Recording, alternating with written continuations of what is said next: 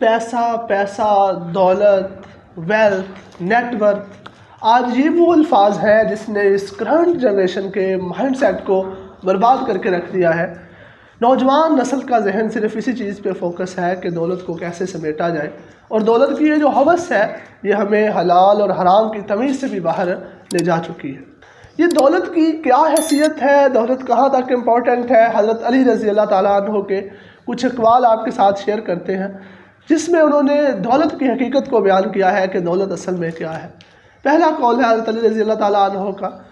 کہ انسان کی جو عزت ہے وہ دولت سے نہیں، انسان کا جو وقار ہے وہ دولت سے نہیں بلکہ اس کے علم اور تقویٰ سے ہوتا ہے۔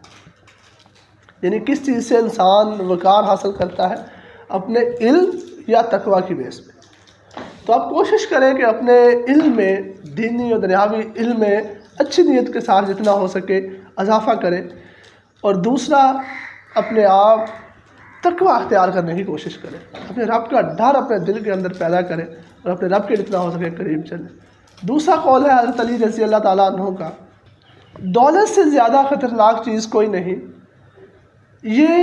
نادان کو مغرور، عقل مند کو مشغول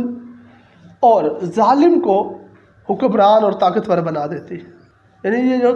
دولت ہے جب کم ظرف کے ہاتھ لگتی ہے تو وہ تو بہکے گا ہی بہکے گا، لیکن حضرت علی رضی اللہ تعالیٰ عنہ نے فرمایا کہ یہ عقل مند کو بھی مشغول کر دیتی ہے دولت،